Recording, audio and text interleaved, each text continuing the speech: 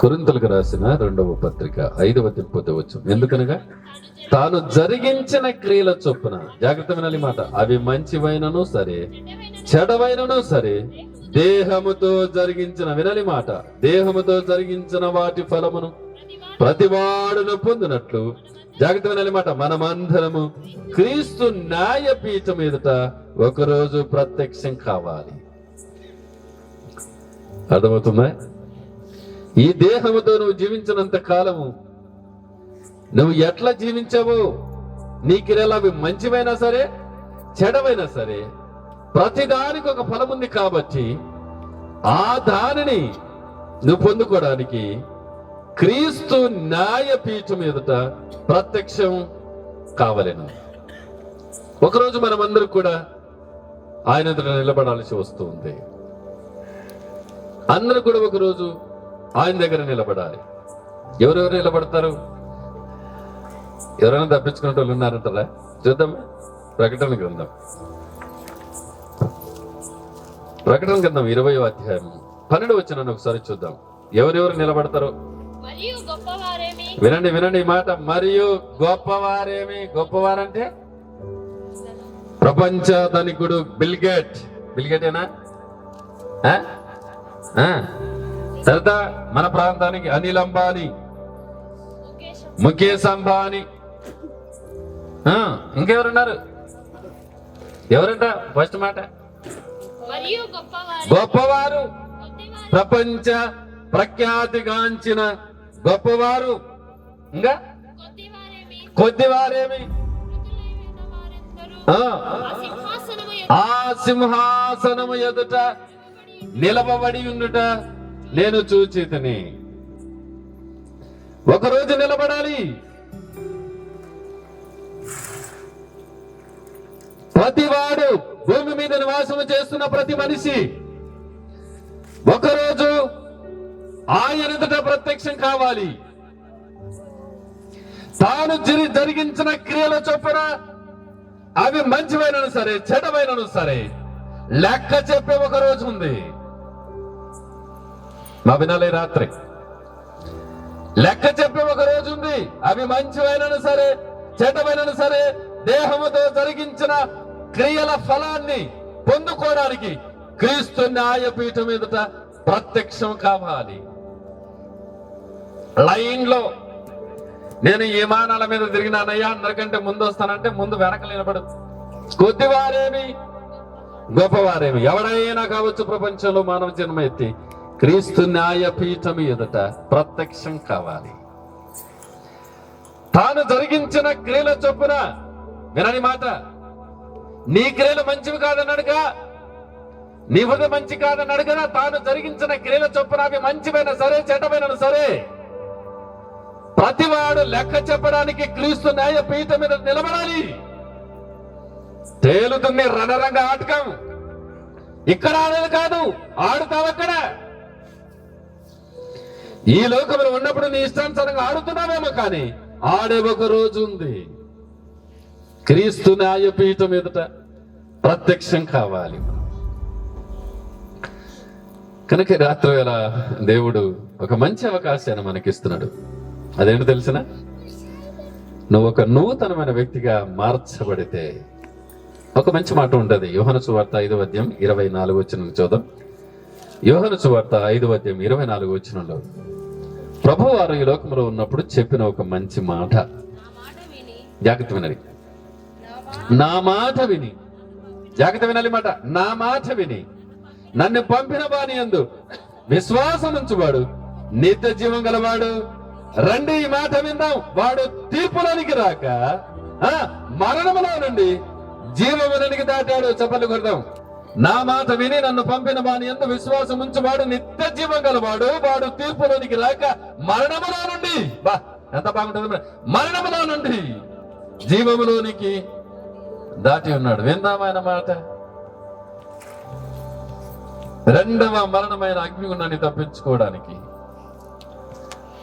ఆయన మాట నువ్వు వినగలిగితే దాన్ని తప్పించుకుంటావు. లేకపోతే లైన్లో వరుసగా మీకు ఒక డౌట్ రావచ్చు, ఇంతమందిని అట్లా నిలబెడతాడు ఆయన లైన్లో అని. ఎందుకు నిలబెట్టాడు? అంటే నిలబడతాడు అంతే, అంతే.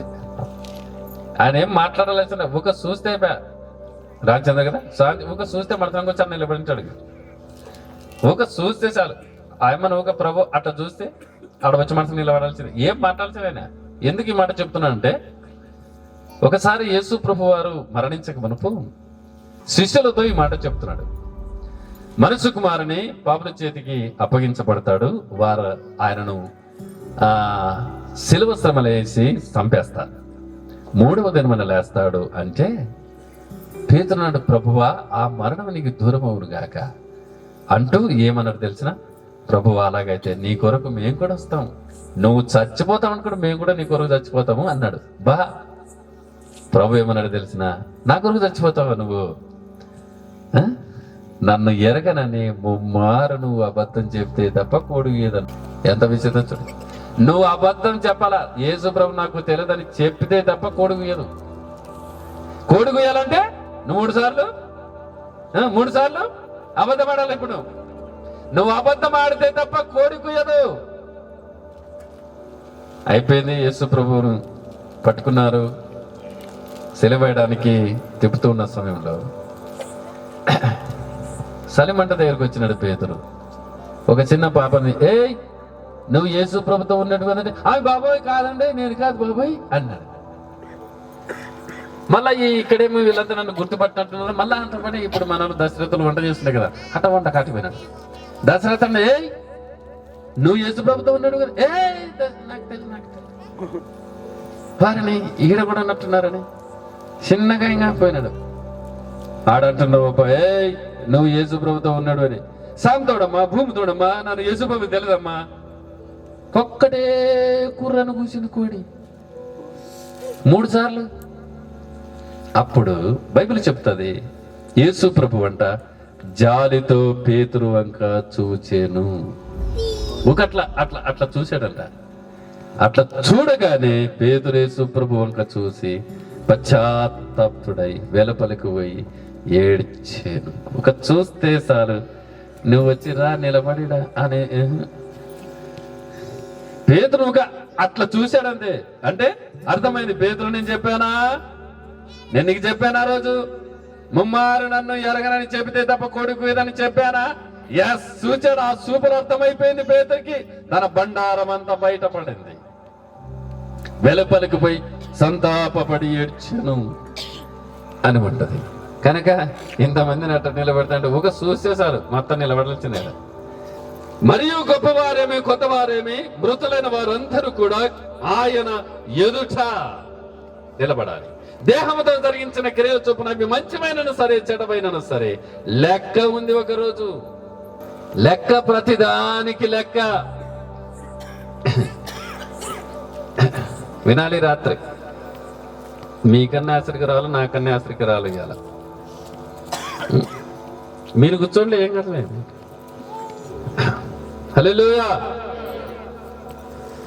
మంచి మాట, నా మాట విని నన్ను పంపిన వాని విశ్వాసం ఉంచువాడు నిత్య జీవం గలవాడు. వాడు తీర్పులోనికి రాక మరణములో నుండి జీవములోనికి దాటాడు. అలా దాటడానికి ఒక నూతనమైన వ్యక్తిగా నువ్వు మార్చబడు. ఆ ప్రభు దగ్గర చక్కగా బలి నమ్మకమైన మంచి దాసుడా రా అనిపించుకున్నట్లుగా నువ్వు ఉండగలిగితే నీ అంటే ధన్యుడు ప్రపంచంలో ఇవ్వలేడు. యేసు ప్రభు దగ్గర బలి నమ్మకమైన మంచి దాసుడా, మంచి దాసురాల రా నా రాజ్యములో ఉండు అనిపించుకుంటే నీకంటే మంచోడు ప్రపంచంలో ఎవడు లేడు. అలా అనిపించుకోవాలనుకుంటే మన క్రియలు, మన హృదయము, మన జీవితం పరిశుద్ధంగా జీవించగలిగితే ఆ పరిశుద్ధుడైన దేవుని ఎదుట ఒకరోజు నిలబడిన నమ్మకమైన మంచి దాసుడు వెళ్ళి నీ కొరకు రాజ్యాన్ని ఏర్పాటు చేశాను, స్వతంత్రించుకో అనేలాగా మనము జీవించాలని మీకు తెలియజేస్తూ ప్రార్థన చేస్తాం.